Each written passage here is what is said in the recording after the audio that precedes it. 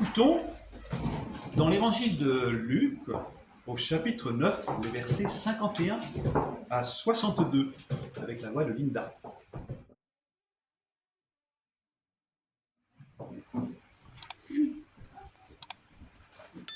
Comme arrivaient les jours où il allait être enlevé, il prit la ferme résolution de se rendre à Jérusalem, et il envoya devant lui des messagers.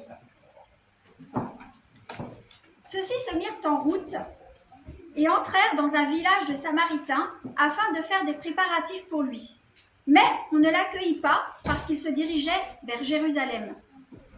Quand ils virent cela, les disciples Jacques et Jean dirent « Seigneur, veux-tu que nous disions au feu de descendre du ciel pour les détruire ?» Il se tourna vers eux et les rabroua, et ils allèrent dans un autre village. Pendant qu'ils étaient en chemin, quelqu'un lui dit « Je te suivrai partout où tu iras. » Jésus lui dit « Les renards ont des tanières, les oiseaux du ciel ont des nids, mais le Fils de l'homme n'a pas opposé sa tête. » Il dit à un autre « Suis-moi. » Celui-ci répondit « Seigneur, permets-moi d'aller d'abord ensevelir mon père. » Il lui dit « Laisse les morts ensevelir les morts. Toi, va-t'en annoncer le règne de Dieu. » Un autre dit « Je te suivrai, Seigneur, mais permets-moi d'abord d'aller prendre congé de ceux de ma maison. » Jésus lui dit « Quiconque met la main à la charrue et regarde en arrière n'est pas bon pour le royaume de Dieu. »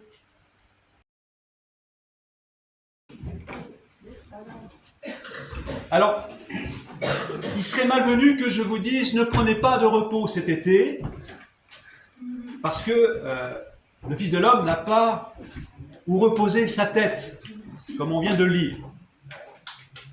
Oui, ce serait malvenu parce que Jésus n'est pas un hyperactif. Il a le souci de ménager pour lui comme pour ses disciples des temps de repos, de ressourcement, et c'est pour cela qu'il les emmène souvent à l'écart. Ensuite, parce que fondamentalement, je crois que son intention, c'est de dissuader ses disciples à se croire arrivés. Il les exhorte à rester en chemin, en mouvement. D'ailleurs, l'image du chemin revient plusieurs fois dans ce passage de l'Évangile où Luc nous donne à réfléchir sur ce que signifie suivre Jésus, suivre un Jésus qui va être rejeté, qui va souffrir pour finalement mourir. Ainsi, les paroles de Jésus ne peuvent pas être prises au pied de la lettre, je crois. En effet, ici, nous avons des métaphores piquées d'humour et provocantes, volontairement provocatrices. Lorsque, par exemple, Jésus dit « les renards ont des tanières, les oiseaux du ciel ont des nids, mais pas le Fils de l'homme », ou bien encore, lorsqu'il dit « laisse les morts enterrer les morts », dites-moi, comment les morts peuvent-ils s'enterrer alors qu'ils sont morts? On comprend bien que Jésus ici donne un autre sens à la mort. Il parle de mort spirituelle plutôt que de mort biologique. Oui, parce qu'on peut être vivant et mort en même temps. Lorsqu'on devient inerte, statique,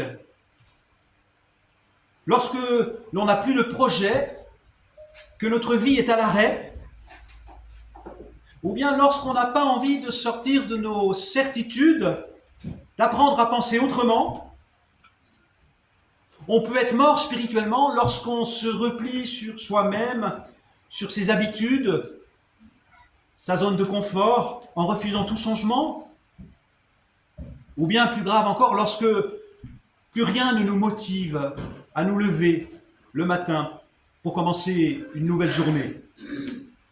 Alors oui, les évangiles nous présentent un Jésus qui sans cesse combat l'inertie, que cette inertie provienne des préjugés ou bien des institutions humaines ou d'un mal-être existentiel. Oui, sans cesse, Jésus bouscule, déplace, il cherche à mettre en mouvement celles et ceux qui sont arrêtés sur le bord du chemin.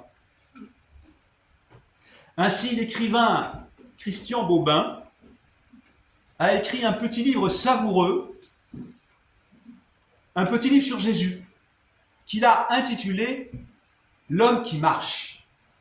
Titre révélateur qui résume, je trouve, très bien ce qu'a été Jésus, en tout cas une dimension de Jésus.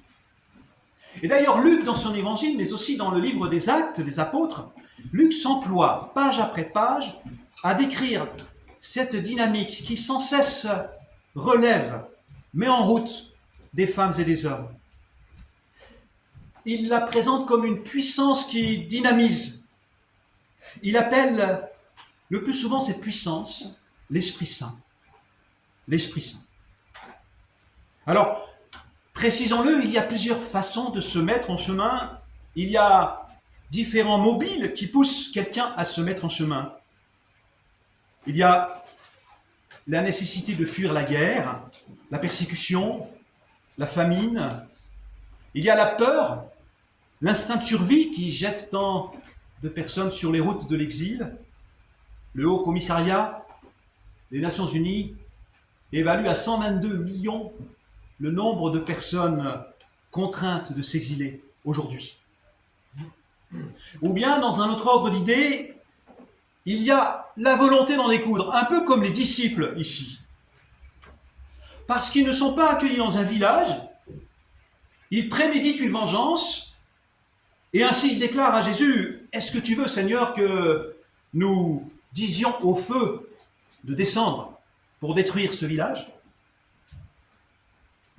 Hélas, l'actualité internationale, chaque jour, nous donne la triste illustration de cette dynamique de vengeance toujours à l'œuvre, de ce désir d'affirmer son pouvoir sur autrui jusqu'à vouloir l'éliminer.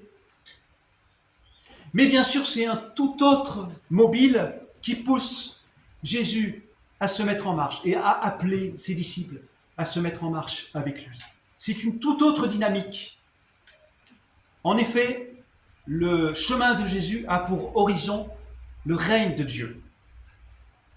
Et le règne de Dieu, ce n'est pas un futur lointain comme souvent on se l'imagine, c'est une réalité déjà présente pour Jésus.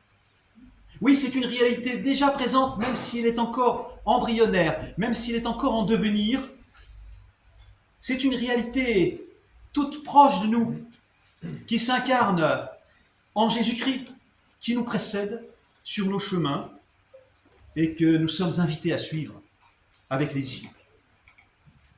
Et si j'en crois Luc, c'est un chemin qui ouvre sur un shalom, c'est-à-dire sur la paix, sur le bonheur, à condition de renoncer à vouloir que le feu descende sur ceux qui sont nos adversaires ou qui nous dérangent, bien sûr.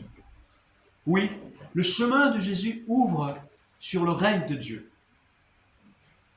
C'est un chemin où devient possible la guérison aussi, la libération de toute aliénation. C'est ainsi que quelques lignes plus loin, Luc évoque l'envoi des 72 disciples. Et la mission des 72 disciples, c'est d'apporter la paix partout où ils vont.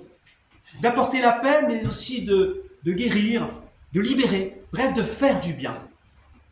De faire du bien à celles et ceux avec lesquels ils vont entrer en relation. Mais d'avance, ils sont prévenus par Jésus, ce ne sera pas simple. Ils rencontreront des obstacles en eux ou autour d'eux. Oui, ils rencontreront des obstacles, mais ce ne sera pas la fin de l'aventure. Le chemin sur lequel Jésus nous appelle à sa suite n'est pas une voie sans issue.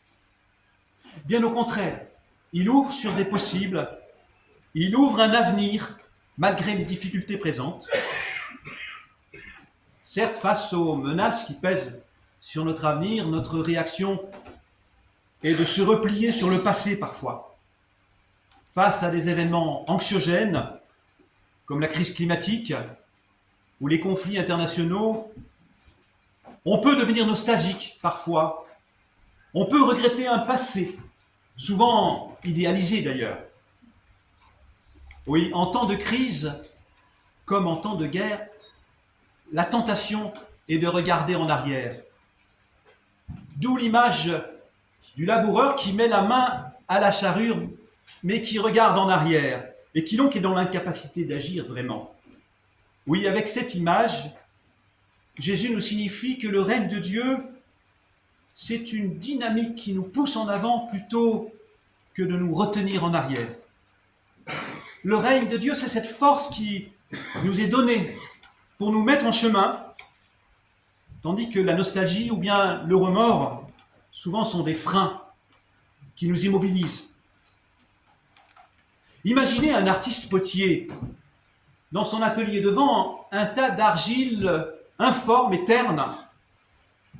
S'il regardait avec dégoût ce tas de terre, s'il avait peur de se souiller les mains, alors il serait dans l'incapacité de modeler un vase. Il resterait inerte, sans désir. Mais à partir du moment où il accepte de se souiller les mains, à partir de l'instant où il envisage que ce tas de terre puisse devenir une œuvre d'art, alors s'ouvrent devant lui de multiples possibles. Ainsi Jésus nous appelle à le suivre sur le chemin des possibles. Il nous appelle à regarder devant, à nous mettre en mouvement pour agir. De même que l'artiste va prendre la terre à pleine main pour la modeler et en faire un objet d'art, nous sommes appelés nous aussi à prendre à bras-le-corps la réalité présente, aussi difficile et chaotique soit-elle, pour en faire autant que possible une œuvre belle. Et je crois cette terre à modeler, cette réalité à travailler, cette réalité présente, ce sont les relations humaines en particulier. C'est cette matière première-là que Jésus prend à bras-le-corps. Il travaille dans la pâte humaine avant tout. Il passe en effet son temps à rencontrer, dialoguer avec des femmes et des hommes de toutes catégories. Il s'investit sans compter dans les relations avec les uns comme avec les autres, car à ses yeux, chacun a un nom, chacun a un visage. Certes, c'est au prix de sa souffrance, de sa mort, que chacune et chacun a un nom et un visage. C'est au prix d'un rejet, d'une opposition qui va jusqu'à la crucifixion, que Jésus se bat pour que chacune et chacun soit accueilli inconditionnellement. Ainsi, oui, le chemin sur lequel Jésus entraîne ses disciples passe par Jérusalem. Jérusalem, ce sera la ville où sera prononcée la condamnation à mort de Jésus, mais ce sera aussi la ville où naîtra l'espérance d'un autre monde possible avec lui. Ce monde, cet autre monde que Luc appelle justement le règne de Dieu. Et paradoxalement, la mort de Jésus marque la naissance d'une dynamique nouvelle. Cette dynamique nouvelle que les premiers chrétiens appelleront résurrection, ou bien règne de Dieu. Elle n'est pas une puissance qui écrase ou qui sème la terreur. Elle n'est pas une puissance qui domine ou qui s'impose avec les armes. Au contraire, elle est une puissance désarmée. Oui, sa puissance, à lui, Jésus, c'est d'être sans puissance, c'est-à-dire nu, faible, pauvre, mis à nu par son amour, affaibli par son amour, appauvri par son amour. Comme le dit Christian Bobin, je le cite, « Jésus est le plus grand roi d'humanité. » Il ajoute, « le seul souverain à appeler ses sujets un à un, à voix basse de nourrice, dans un chuchotement d'amour, et certainement pas dans un cri. » Hélas, le monde ne pouvait pas l'entendre, car le monde n'entend que là où il y a du bruit et de la puissance. Or, l'amour est un roi sans puissance, et Dieu est tout amour. Dieu est ce souffle qui pousse en avant. On en a besoin.